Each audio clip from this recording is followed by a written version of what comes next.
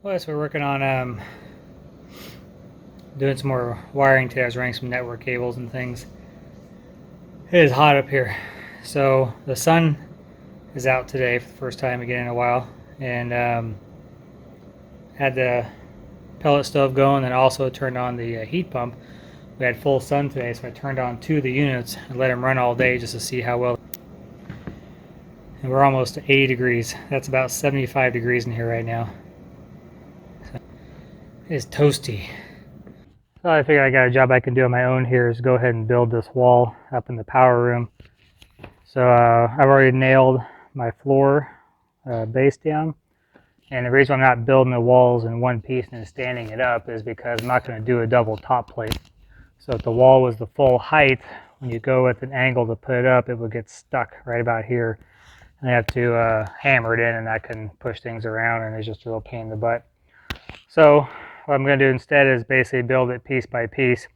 So I got my base plate down, and then I'll space everything off 16 inches at a time, and then just build each piece in. So I'll have a little 2x4 plate there, 6 inch down will be one there, and so forth, and I'll nail the studs into the side instead of coming up through the bottom.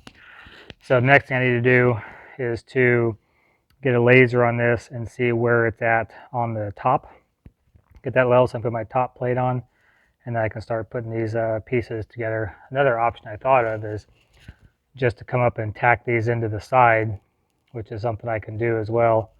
That's a possibility too, because this is just going to have OSB like on other walls running across here. It doesn't really need to have a top plate.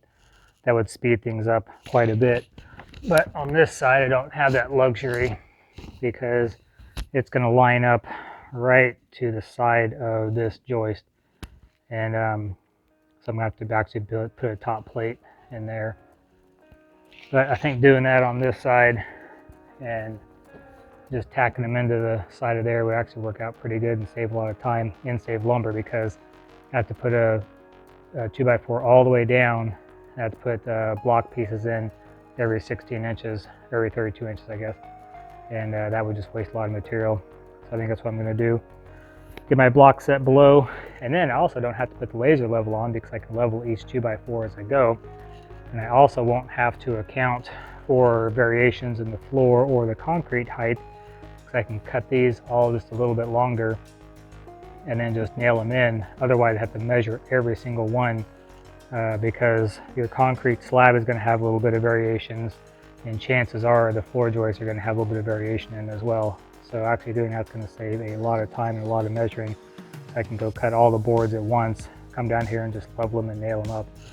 So that sounds like a much better plan to me.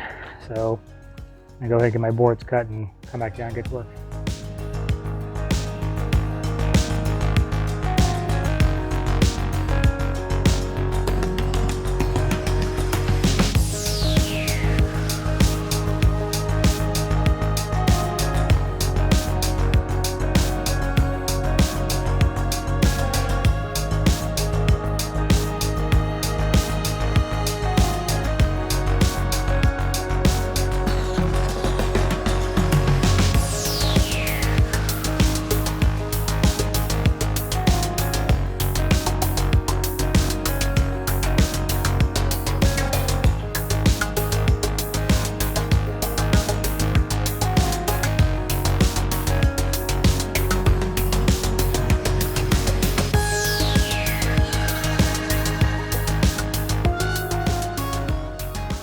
So when I cut all these off here, I cut one at the distance I need, or the length I need, make them flush on that end.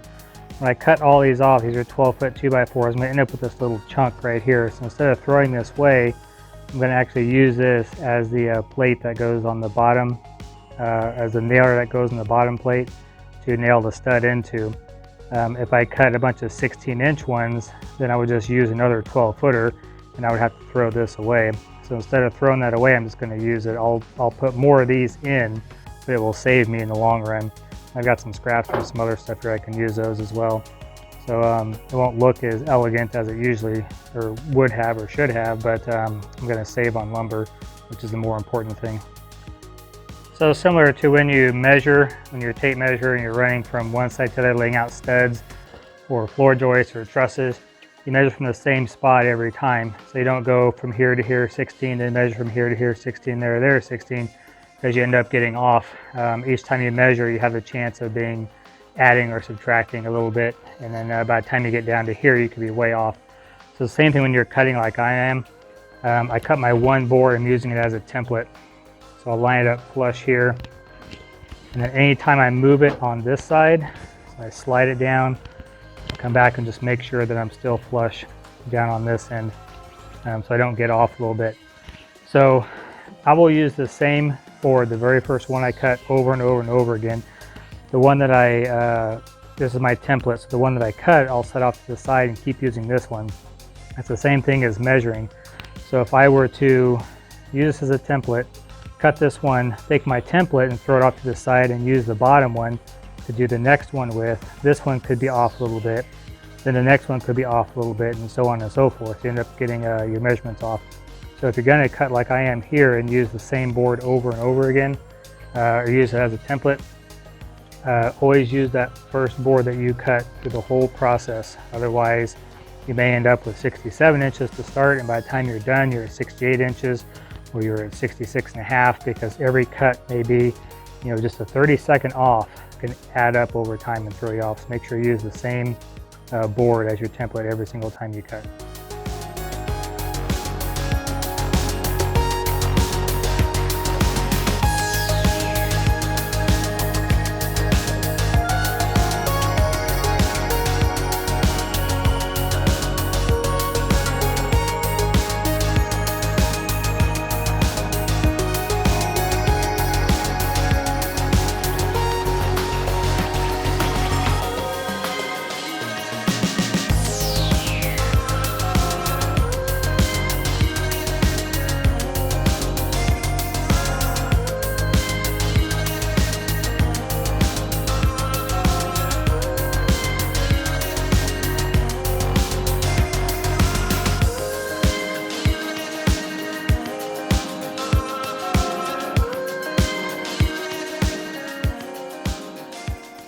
Okay, so my wall built 6 inches on center here, just because I tacked it into the top floor joists, and I did 2 foot on centers on that wall because it doesn't need to be anything special. It's not structural by any means. And tacked that in all good to go. Did a 2x6 top plate so I can get a nailer over here for the ceiling of the garage. The plan. This is the stiff back I put in a long time ago, ran the water line through, is that I'm actually going to take this one by here, and I'll just put a piece coming all the way across that'll enclose this kind of as a soffit. And then I'll take all my wires here, these are TV wires, network wires, things like that. We'll run them through that soffit chase along over to here, down probably in this bay, which is where the router and equipment and everything is going to be sitting at. We'll have some other equipment sitting in that bay as well. Just finished watering the chickens and let them run out and everything. Just looking around the barn area back here, we've been trying to decide what we're going to do with some of this space. We had a small garden right there last year, and then we had another one up by the house, and then a little burn pile and stuff. But this area here would be a nice corral area if we ever get the animals we want to get. Back down those trees, there's quite a good draw there. The water runs from the fields right over where I got my bushes there. I hope to plant this spring. Water runs right through there into the old hand dug well, and then down the draw there, and then on down to the creek. So that's going to be a really good place to put a dam and create a good sized pond, a really deep pond too. It'll probably be 15 plus feet deep there. I'd like to do that. In this area, I mean, if we just corral it in, would be a place to hold animals at when we're getting ready to move them from one spot to another. It's a hay loft and a probably had horses in there, I would guess. There are several stalls in there. It'd be nice to get that back up and running again as a place to calf our lambs and goats and things like that, it'd be a good place to do that. I can get power to it pretty easily. The well, not the hand dug well, but the dug well is right there. The hand dug well is over here. We've been getting water out of the hand dug well for animals recently, but I will have power to that 80-foot well here in the near future. Everything's wired up to it and plumbed. I just need to actually get the pump and set it down there. I'll probably do that here in the spring. But anyways, I like to use that hayloft and the part below for calving and having ewes and things like that. And then put the pond out there. We may fence this off and just make this a circle area, because we come down our road into here, probably have some sort of a gate, have this be a good enclosed area. Down the path there that I cut through, I'd like to have a shop back in there where I can put all the trailers and have maybe a wood shop and things like that, a place for me to tinker at. And it'll be oriented north or east and west, so I can have a south facing roof. So I may do an interesting build project on that. This barn's just going to be made storage. It'll just be for our chicken coop. I got a lot of bee equipment in there too. I like to move the bee equipment somewhere else, to build a shed out by my apiary. But the big thing we're debating on, of course, back here behind this barn, we want to fence in this area. It was fenced in once before, but we want to re-fence it in for place to actually have the goats and maybe pigs and things like that. So you can see here's the old fence line right here, and it's overgrown with, the tree line just was not kept up. Like I said, this farm hasn't been used in decades, so everything's overgrown. So our thought, we have an organic farmer who's supposed to plant things this last fall and didn't get to it. So we're trying to figure out if we're going to go ahead and use him this spring or not. It's coming into late February now. It's the 20th today. He should probably be out here next month to start plowing. But our thought is to come out 10-15 feet from that tree row and put another fence line around this back area and corral it in.